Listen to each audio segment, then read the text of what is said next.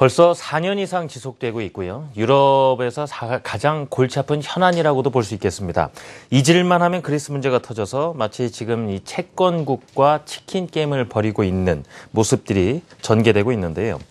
자, 이번에는 그리스가 채무 상환이 집중적으로 돌아오는 시기죠. 5월에 디폴트를 선언할 수도 있다라는 예상이 나와서 다시 한번 시장을 긴장시키고 있습니다. 신용 등급까지 내려간 상황이지요. 오늘 이 문제 집중적으로 알아보겠습니다. 한국경제신문사 한상추 논설위원 나와 계십니다. 위원님 어서 오십시오. 네, 안녕하십니까? 예. 이 그리스 신용 등급이 일단 내려갔는데요. 이 부분 말씀도 여쭤봐야 되겠고요. 지금 올 1월에 그리스 총선이 끝나고 나서 막 그리스 치프라스 정권 정리하면서 어떻게 전개될 까 상당히 이야기가 많았는데요. 이 총선이 끝나고 나서 지금까지 어떤 전개돼 왔던 모습들을 정리를 한번 해봐야 되겠습니다. 예, 네. 한마디로 정중동이다 이런 표현을 쓸 만큼 사실은 이제 그리스 총선이 1월 26일 날 치러졌지 않습니까? 그래서 치프라스 정부가 이거 태어났는데요. 그동안 채무 상환 물량을 두고 아주 지루한 게임이 지속되고 있다고 볼 수 있습니다. 예. 시청자 여러분 잘 아시겠습니다만 3월에 채무 상환 물량이 집중됐죠. 이 방안 같은 경우에는 사실상 만기 도래오는 물량을 볼 때 그리스에 갖고 있는 외화 보유 물량이 절대적으로 적었기 때문에 그때 채권단도 그때 당시에는 네. 또 구제금융도 주지 않겠다 하는 이런 입장을 밝히면서 결국 미봉책으로 우리가 해결됐죠. 4개월 연장하는 거에 해서 일단 넘겼는데요. 4월 달에도 돌아오는 물량이 있었는데 이것도 역시 그리스의 외환 보유고가 바닥이 됨에 따라서 4월 이기설도 제기됐었습니다. 네. 근데 이것도 이제 결국 그리스 정부가 막판에 갚아서 좀 넘어간 상태인데요. 문제는 4월 이후 5월부터입니다. 5월부터 또다시 만기되는 물량이 계속되고 있는데요. 역시 돈이 없는 사람은 맨날 빚상환에 이렇게 몰리게 되는 겁니다. 허덕이는 거죠. 그렇습니다. 예. 그래서 이번 같은 경우에는 오히려 그리스가 디폴트를 선언하겠다 하는 입장을 하면서 여기에 대해서 채권단, 특히 도일이라든가 이런 데에서 상당히 미온적 반응을 지금 보이는 상태거든요. 오늘부터 IMF 충계연차총회가 열립니다는 이 문제가 아마 그리스 재무장관과 또 IMF를 비롯해서 여러 가지 채권단에 구성되어 있는 재무장관이 이렇게 모이기 때문에 이 문제가 좀 긴구로 올라온 상태인데요. 네. 지금 상태에서는 양측 간의 의견차가 지금 좁혀지지 못한 상태거든요. 그러다 보니까 국제금융시장에서 자연스럽게 이번에는 좀 다르지 않느냐, 디폴트 가능성이 높지 않느냐 하는 시각이 좀 확산되는 상태이고요. 이러한 때에 세계 3대 평가기관의 하나인 스탠다드 푸어스가 그리스의 신용등급을 낮췄죠. 네. 두 가지 낮췄죠. 하나는 국가 신용등급 자체를 이번에 한꺼번에 좀 한 단계. 네. 종전에 싱글 B-인데 이번에는 트리플 C로 트리플 C라는 건 시청자 여러분 러시아의 등급과 동일하다 이렇게 볼 때 있습니다. 이 트리플 C에서 요 한 단계만 떨어지면 투기 등급에 해당되는데요. 네. 요 투기 등급 임박 전까지 이렇게 낮췄다 이렇게 볼 때 있고요. 더더욱 투기 등급의 가능성이 높은 것은 전망 부분에서 등급 하향 조정과 함께 보통 이렇게 조정하기는 어렵거든요. 전망이면 전망, 등급은 등급 하는데 그만큼 투자자 보호차 안에서 그리스 문제가 봉착됐다는 얘기입니다. 그래서 국가 신용등급 한 단계 떨어뜨리고 향후의 전망, 6개월이 어떻게 될 것이냐 하는 전망도 이번에 부정적으로 그렇게 봤기 때문에 경우에 따라서는 이 문제가 잘 정리되지 않으면 그리스 국가 신용등급이 투기 등급 떨어진다 이렇게 볼 때 있습니다. 이 그리스에서 총선이 치러질 당시에 아주 생생하게 기억을 하실 겁니다. 이 치프라스 총리가 이 긴축만을 강요하지 마라. 이 그렉시트 언급까지 해가면서 그랬단 말입니다. 지금 이 문제는 어떻게 됐을까도 점검해봐야 되겠는데요. 우리나라 상황과 관련해서 상당히 좀 시사점을 던져주기 때문에 한번 좀 보겠습니다. 네. 치프라스 그때 당시에 1월 20일 날 총선 이전에 후보자 입장에서는 사실 젊은 사람이고 정책 영역이 상당히 좀 짧았지 않습니까? 그렇습니다. 그럼에도 불구하고 이렇게 그리스에서 오랜 집권 프리미엄을 갖고 있는 사람을 제치고 당선이 된 데는 역시 구제금융 대신에 대가로서 그리스 국민들이 긴축을 이행해야 되는데요. 사실상 긴축 이행은 그리스 국민들은 고통을 따르지 않습니까? 더더욱 고통이 이제 세게 심한 상태에서 집권당, 당시에 집권당의 후보가 이 문제에 대해서 정리를 못했거든요. 그것을 파고들어서 결국은 극적으로 사실상 1월 26일 날 치프라스 총리에 당선됐는데요. 사실 그래서 이 긴축 이행에 대해서는 반대 입장을 또 그것도 강력하게 반대 입장을 했기 때문에 치프라스 정부가 태어날 경우에는 국제금융시장에서 그렉스 방안, 그리스가 유로존에서 탈퇴하는 이 방안이 불거지지 않겠느냐 예. 이렇게 봤습니다는 아직까지는 이 문제에 대해서 이렇게 정리가 되지 않은 상태거든요. 오히려 그렇습니다. 진행자도 그런 이중적 태도를 보이지는 않을 거로 생각하는데요. 예. 그동안 그 선거 과정에서 굉장히 그렉스 방안, 그래서 우려가 나올 정도로 긴축 이행에 대해서 상당히 좀 반대 입장을 하다가 막상 이제 장신이 정권을 잡았습니다. 네. 정권을 잡았으니까 어떠냐? 태도가 확 바뀌어서 그렉스 방안에 대해서는 네. 반대 입장을 취하거든요. 그게 모르겠습니다. 국민들 사이에서도 말이 많았지 않습니까? 국민들 사이에서 말이 많아가지고요. 지금 말씀하신 대로 모르겠습니다. 권력을 잡으면 이렇게 되는 건지 모르겠습니다. 우리나라도 뭐 예외는 아니겠죠. 좋게 얘기하면 신중해졌다 그래야 될까요? 예. 선거 과정에서 많은 국민들한테 여러 가지 그 공약을 해놓고 막상 또 선거에 당선되면 국민을 좀 외면하고 당신네들 이익 책복하기 위해서 이렇게 되는 이런 장면들이 지금 한국 사회에 좀 들끓고 있는데요. 참 권력이라는 게 뭔지 오늘 그 그리스 문제를 보면서 다시 한번 좀 눈가에 상당히 좀 눈물을 절게 하는 오늘 아침이 아닌가 생각합니다. 어제 사실 세월호 이렇게 참사 1주년 이렇게 돼서 우연한 기회에 제가 수원 지역에 강의를 가는데요. 아침에 좀 여러 가지 좀 안 좋은 일이 있었었는데요. 네. 하늘도 아는지 비가 내리더라고요. 그런 과정에서 근처 지역에 강의를 가긴 했습니다는 굉장히 눈물이 나오더라고요. 이런 것이 이제 한국 사회를 우리가 보면 과거 이렇게 진행자분 그 고등학교 책이었나요? 안톤 신학회 우리를 슬프게 하는 대목 그런 게 있지 않습니까? 그 마지막 구절에 아마 이 권력을 잡은 사람들이 총선 전과 선거 전과 선거 이후에 이게 태도가 바뀌는 점, 여기에 안톤 신학회의 우리를 슬프게 하는 그 요인을 한 구절 좀 더 첨가시켜야 되겠습니다. 아무튼 치프라스 총리가 선거 이전과 선거 이후에 태도가 완전히 바뀌고 있기 때문에 지금 이 자체도 그리스 내부에서 상당히 저 사람 믿을 것이냐 하는 측면에서 굉장히 그 문제가 되고 있다. 이것이 그리스 문제를 더 어렵게 한다 이렇게 보이겠습니다. 지금 앞서서 이 정중동이라는 표현도 해주셨는데요. 그야말로 뭐 아직까지 우려했던 최악의 상황 발생하지 않고 있지만 그 이면 보면 상당히 숨가쁘게 돌아가고 있는 분위기지 않습니까? 그리스가 디폴트를 선언할 수도 있다. 바로 며칠 전에 파이낸셜 타임스에서도 뭐 그리스 정부 관계자 말을 인용해서 이런 식으로 좀 협상이 안 될 경우에는 우리가 얼마든지 선언할 수 있는 가능성이 있다. 물론 치프라스 총리는 보도하는 사실이 다르다라고 또 얘기를 하긴 했습니다만은 어떻습니까? 이렇게 디폴트 이야기가 지금 최근 들어 부쩍 나오는 어떤 배경에 대해서도 알아봐야 되겠습니다.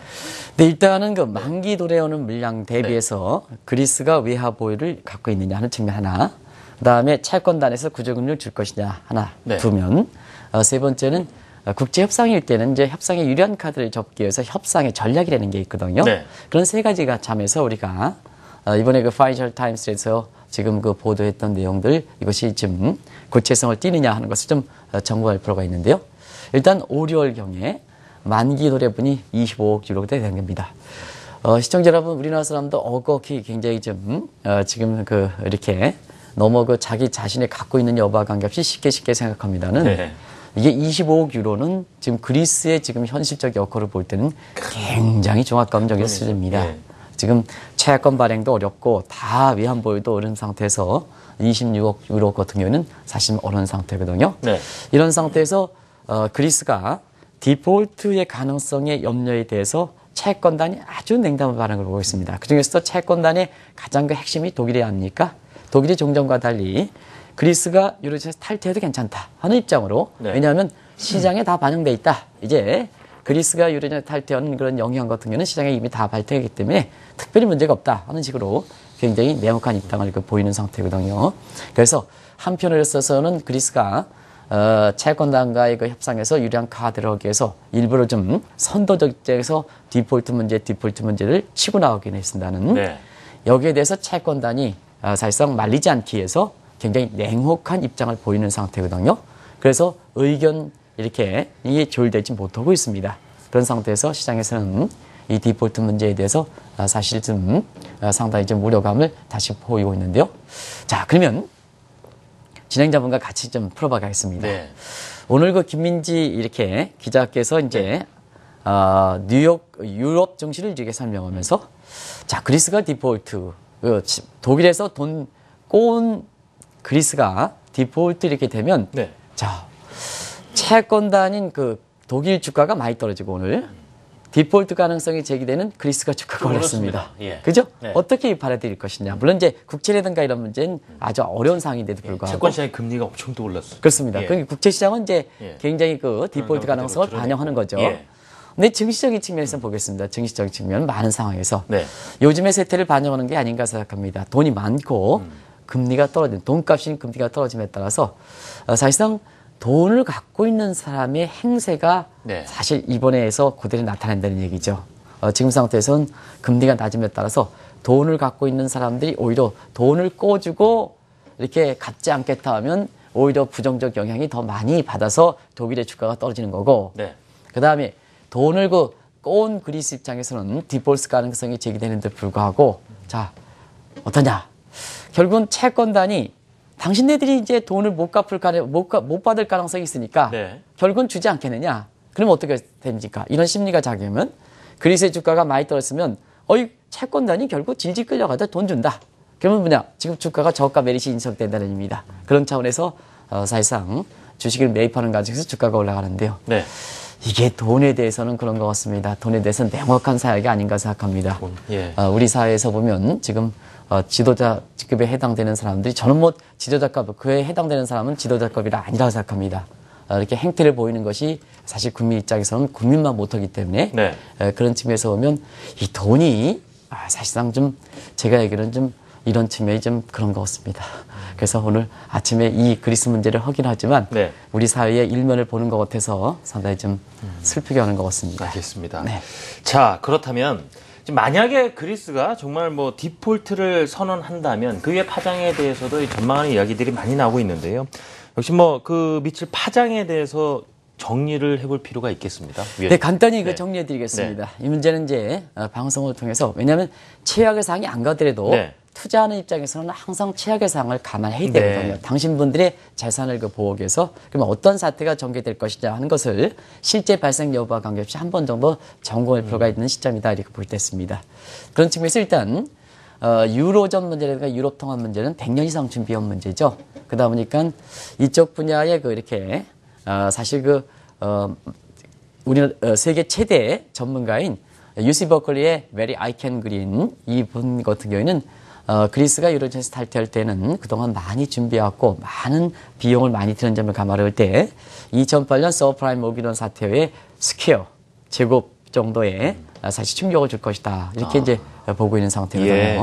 그래서 여기 쭉 이렇게 써 있습니다는 간단히 말씀드리겠습니다. 결국은 그리스가 탈퇴하면 남은 피그스 국가들도 여기에 왜냐하면 집권당 측에서는 여기에 가져가지 않더라도 국민들이 간다는 얘기다. 국민들이 구제금융의 이행의 어떤 고통을 이렇게 완화시키기 위해서 그리스가 탈퇴했으니까 특별히 문제가 없지 않느냐 하면서 다른 피그스 국가들이라든가 지금 영국 같은 경우는 유로존 국가가 아닙니다는 영국도 국수주의 움직임에 대해서 EU에 탈퇴하는 이런 국수주의 움직임이 나타나고 있거든요. 여기에 영향을 미칠 수밖에 없다 이렇게 볼 때 있습니다. 그리고 유로존 내 피그스 국가 아닌 국가들도 지금 각 지역별로 민족별로 국경에 약화되다 보니까 결국 분리독립운동이 좀 확산되고 있는데요. 분리독립 문제도 상당분 영향을 미칠 수 있다 이렇게 보시면 되겠습니다. 결과적으로 보면 이런 것이 가장 먼저 반응하는 것이 결국 유로와 같이 왜냐하면 유로의 지금 통합 문제에서 가장 좀 완성품에 해당되는 것이 유로 아니겠습니까? 어떻게 보면 가장 지금 차원에서 차원이 높은 네. 가장 합작품에 해당되는 잘된 작품에 해당되는 것이 유로거든요. 예. 그러면 그게 안 된다 그러면 가장 타격을 받겠죠. 그래서 그리스가 유로존에 탈퇴할 경우에는 결국 출범 초에 등가 수준 1유로 1달러 정도 떨어지지 않냐. 실제로 그렇게 많이 떨어졌었고요. 예. 그래서 이렇게 되면 결과적으로 유로 통합이 켜질 때는 유로존도 결국 잃어버린 10년 이상 장기 침체에 겪지 않겠느냐 해서 실제 발생 여부와 관계없이 사실 그렉시티가 국제금리라든가 세계경제에 미치는 영향은 상당히 크다 이렇게 볼 수 있습니다. 자, 그렇다면 지금 상황에서 그리스를 이끌고 있는 이 치프라스 대통령이 이 그리스 디폴트에 대해서는 과연 어떤 입장을 가지고 있을까? 그 속내를 좀 들여다보고 싶거든요. 네, 그렉시트에 대해서 이중적 태도를 보이는 게 네. 바로 이렇게 지금 디폴트 문제에 대해서 사실 치프라스의 총리의 네. 견해다 이렇게 볼 때 있습니다. 그리스가 먼저 치고 나서 협상에 유리한 카드를 이렇게 점하기 위해서 그리스의 그 디폴트 얘기를 했습니다는 네. 이 보도에 대해서 가장 정작으로 선거 과정에서 긴축 이행을 안 하겠다 해서 국민들한테 이렇게 표심을 얻어서 당선된 치프라스 총리가 네. 이 디폴트 가능성을 강하게 부인했지 않습니까? 그래서 이 강하게 부인한 의도가 뭘까 하는 이런 측면에서 추측이 나온다 이렇게 보겠습니다. 일단은 치프라스가 디폴트 문제에서 강하게 이렇게 그 반대를 했는데요. 결국 치프라스 문제는 치프라스 총리는 디폴트가 돼서 만약에 디폴트가 돼서 하더라도 내가 강하게 반대했지 않느냐, 당신의 정치적으로 어떤 탈출을 마련할 수 있을지 모르겠지만 네. 사실은 지금 그리스가 지금 연립정부 아니겠습니까? 네. 단독정부 구성에 실패해서 독립당과 긴축 이행에 반대하는 이런 같은 입장을 채우는 독립당과 연립정부를 구성하고 있거든요. 그러다 보니까 그레스에 대해서 치프라스 이중적 태도를 보이는 데 있어서 네. 이미 독립당이 여기에 대해서 굉장히 반대 의견을 보이는 상태입니다. 그런 상태에서 이번에 그 디폴트 가능성에 대해서 사실 치프라스 총리가 이중적 태도를 보임에 따라서 독립당이 연립정부의 결별될 움직임을 보이고 있는데요. 문제는 이렇습니다. 그리스의 선거 과정에서 보면 만약에 그 치프라스와 독립당 간의 연립정부가 구성이 연립정부가 붕괴될 때는 네. 곧바로 뭐냐? 곧바로 총선을 치러야 됩니다. 다시 한번 그리스 총리를 해야 되거든요. 네. 그러면 치프라스가 당선되겠느냐? 그러면 진행자분이 있잖아요. 예. 잉크도 마르기 전에 당선돼서 당선의 선언 잉크도 마르기 전에 지금 3개월뿐이 안 지났지 않습니까? 근데 선거 과정에서 보여준 태도, 그 다음에 선거 이후에 보여준 후에. 태도가 상당히 달랐다는 얘기입니다. 그런 측면에서 만약에 독립당이 딱 분리독립해서 총선을 치를 때는 치프라스가 다시 당선되겠느냐. 안 보죠. 네. 우리나라 것처럼 뭐 4년이 돼서 기억이 좀 많이 돼가지고요. 선거 과정에서 뭐 해주겠다 하는데요.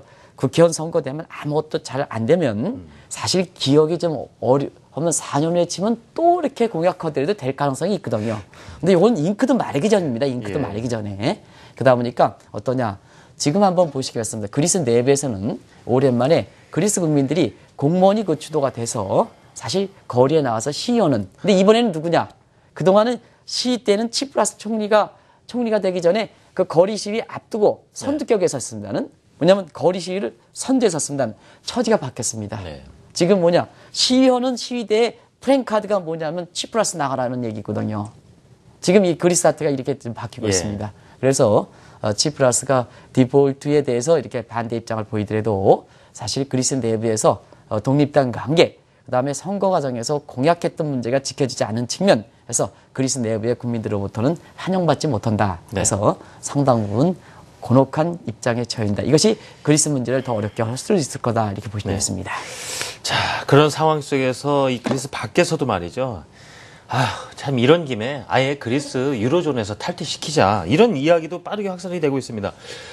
독일에서 국민들 설문조사를 했더니 그리스 유로존 탈퇴 찬성한다는 사람이 59%다. 이런 통계도 나왔습니다. 네, 사실은 그렇습니다. 최근 통계 보면 예. 독일 국민들조차도 사실 그 50% 밑에 떨어지는 여론조사도 있습니다. 지금 이제 공식적인 네. 발표 같은 경우는 지금 59% 나오고 있습니다는. 근데 이제 독일에서 예. 그러면 시청자 여러분께서 독일에서는 독일 국민들은 절반은 좀 넘지 않느냐, 절반은 넘지 않느냐 하는 시각에서 네. 이렇게 해서 그렉시 방안에 대해서 59% 찬성하면 나머지 부분 40% 이상은 그래도 좀 있지 않습니까, 그죠? 예. 근데 유로존에서 최대 혜택국이 독일입니다. 독일의 최대 혜택국인데도 불구하고 그렉스 방안에서 찬성 견해가 한 59% 정도 나오는 것은 이제는 뭐냐?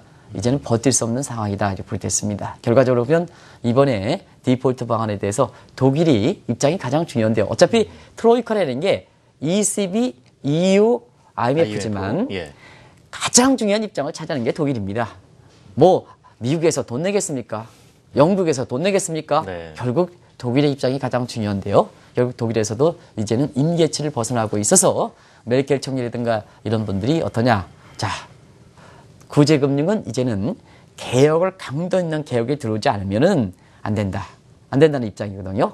근데 다른 국가들은 더 이렇게 그렉스 방안에 더 찬성하겠죠. 그렇지 않습니까? 네. 다른 국가들은 뭐 당연하게 독일만큼 유로존에서 혜택을 받는 국가는 아니들이기 때문에 그런 측면에서 보면 지금은 상황적인 측면에서는 이제는 유로존의 국민들 중에서 혜택을 많이 받았던 굿 애플스 국가들, 독일과 프랑스 국민들뿐만 아니라 혜택을 많이 받지 못하는 이런 그 피그스 국가들의 국민들, 피그스 국민들은 당연히 뭐 그렉시트 방안에서 찬성을 하겠죠. 어느 입장에서 보면 이 그렉시트 방안에서 상당히 우호적 분위기가 형성되고 있다. 여기서 우호적 분위기는 굉장히 예전보다는 구체성, 가능성이 높아지고 있는 이런 상황이다 이렇게 볼 수 있습니다. 예. 자, 이 보시다 보면서 아마 궁금하신 분들 계실 겁니다. 그렉시트 얘기가 계속 나오니까 뭐 가입하기는 상당히 유로존에 가입하기는 상당히 어려운데 저거 탈퇴하려 치면은 금방 나올 수가 있는 건가? 뭐 이렇게 생각하실 수도 있겠는데요. 네. 오늘 역시 그 한국경제TV가 좀 이제 경제 전문 방송으로서 네. 굉장히 좀 아주 자막 하나 걸쳐서도 잘 그 신경 쓰는 것 같습니다. 이제 좀 이따 국제경제 이런 파트에 보면 독일에서 지금 디폴트 가능성, 그렉시트 방안에서 이렇게 나오고 있다는 사실 그리스가 판단할 문제다. 이런 자막이 나올 겁니다. 조금 이따 나올 겁니다. 네. 잘 보시기 바랍니다. 그런 자막을 하나하나 신경 써가지고 이렇게 내보내는 이유는 나름대로 이유가 있습니다. 왜냐하면 지금 그 그렉시트 방안에서 나오고 합니다는 채권단인 독일, 다른 회원국들이 이걸 판단해 줄 문제냐. 이 문제거든요. 네. 근데 독일은 디폴트에 대해서 상당 부분 이번 같은 경우는 굉장히 냉담한 방으로 그리스에 협조하지 않더라도 자, 유로존에 탈퇴할 문제는 그리스의 문제다 하는 입장을 자막에서 나가고 있거든요. 네. 왜 그러냐면 유로존을 가입하기 위해서는 엄격한 절차가 있습니다. 왜냐하면 서로 경제 요건이 다른 국가들을 단일 통화를 하기 위해서는 레벨 플레이잉 필드, 화폐 가치에 단일 통화되니까 네. 화폐 가치를 적용할 수 있을 때 사실 경제 요건이 다른 국가를 평평하게 정리되지 않고 어떻게 보니까 단일 통화를 지을 때는 울퉁불퉁할 때 통화가 잘 굴러가느냐. 거래적 동기가 네. 통하거든요. 그러면 서로 울퉁불퉁하면 단일 통화를 할 때 이게 굴러가지 않죠. 그죠? 예. 어디 괴이되게 되지 않습니까? 네. 이게.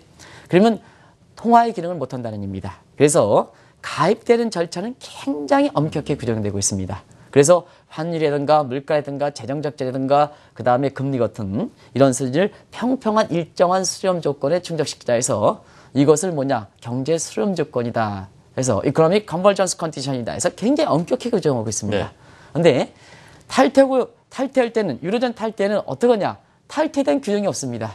왜냐하면 이것은 그동안 유로존에 있어서는 잘 된다는 낙관적 시각만 갖고 있었던 것이 아닌가 생각합니다. 그리고 엄격하게 이렇게 여건을 해서 가입시키면 탈퇴할 일은 없다 하는 안이한 부분에서 그렇지 않았냐 생각합니다. 그러면 엄격하게 했으면 그리스 같은 자격이 없는 국가는 사실 다른 목적에 의해서 2001년에 가입을 시키지 말아야죠. 그런데 그때 급했습니다. 유로존을 회원국들을 확대시켜서 문제가 있는 그 이코노믹 컨버전스 컨디션 경제 수렴 조건에 이렇게 맞춰지지 않는 국가를 덜컥 가입해놨거든요. 그러다 보니까 지금 것처럼 되고 항상 그렇지 않습니까? 문제가 되는 사람을 딱 이렇게 조직에 있으면 그 문제 있는 사람을 잘라내지 않으면 어떠냐 하면 다른 사람들 열심히 일하는 사람들이 문제가 되고 부담을 받게 되거든요. 그래서 그렇습니다. 그래서 이번에 AI뱅크에서 AI뱅크 이렇게 보면 중국이 북한과 전통적 하지만 북한의 가입에 대해서는 김정은이 그렇게 이렇게 하더라도 중국이 잘라버렸습니다. 왜냐하면 이게 골치 아픈 북한이 들어올 때는 AIB가 국제 분위기가 상당히 좀 비우호적으로 변하면서 골치 아픈 뱅크로 변해서 중국의 야심찬 의도가 달성하기 어렵다는 얘기거든요. 그런 측면에서 보면 당시에 엄격하게 가입 요건을 하더라도 그리스를 덜컥 가본 게 이게 문제다. 그러면 지금 탈퇴 요건은 뭐냐? 결국 탈퇴 요건이 없으면은 EU의 기종을 원용하거든요. 그런 상태에서 그리스가 아무리 골치 아프더라도 다른 국가들이 이렇게 탈퇴시킬 수 없어요. 강제적으로. 합의해서 탈퇴시킬 수 없습니다. 그래서 그리스가 판단해야 될 문제거든요. 근데 지금 상태에서 그리스가 유로존에 탈퇴하겠습니까? 진행자분께 치프라스 총리라면 탈퇴하겠습니까? 그리스 경제가 지금 살리려면 독일과 프랑스 어쨌거나 매달려 있죠. 안 그렇습니까? 매달려 있으니까 치프라스 총리도 그렉시트 방안에 대해서 반대 입장을 보이는 것도 바로 그런 측면이다 이렇게 보겠습니다. 지금 시간이 마무리가 이제 됐군요. 결국은 앞서서도 제가 예전에 언급을 주셨습니다만 현재 그러면 그리스 앞날을 봤을 때는 역시 아직까지는 탈퇴보다는 지금 이제 유로존 안에는 남아 있으면서도 어느 정도의 좀 독립적인 부분을 가져가는 이렇게 될 가능성이 크다고 봐야 될까요? 네. 정리 좀 부탁드리겠습니다. 독일도 이제 냉담한 입장을 보이니까 결국은 이런 쪽으로 합의가 되지 않겠느냐. 결국 그렉시트는 안 된다. 그거는 안 된다. 그리스도 키를 쥐고 있는 그리스도 안 한다. 네. 그럼 어떻게 할 것이냐 하면 결국은 중간 형태로 가지 않겠느냐. 그게 지유로 그것이 방식이다. 지유로. 지유로 예. 방식이다. 그래서 이제는 이코노믹 컨버전스를 단일 조건을 충족하고 있습니다. 경제권에 대해서 굿 애플스 국가들은 네로 밴드 시스템. 그다음에 배드 애플스 국가, 네. 그리스 같은 것은 독자적 운용폭 주는 거. 그래서 이제 밴드 폭을 좀 넓혀지는 브로드밴드 시스템에서 투웨이 밴드 시스템으로 가지 않겠느냐. 이중적으로. 그래서 경제권을 반영해서 좀 느슨하게 해주는 이런 형태가 가지 않겠느냐 해서 알겠습니다. 잔존시키되 예. 회원국들의 입장을 좀 반영해서 독자적인 운영권을 주는 방식으로 한다. 그게 지유로, 그 다음에 네. SU로 이런 방식이다 이렇게 볼 때 있습니다. 참 이 구제금융하지만 말 그대로 채권과 채무이 돈으로 얽혀 있는 지금 사이여서요.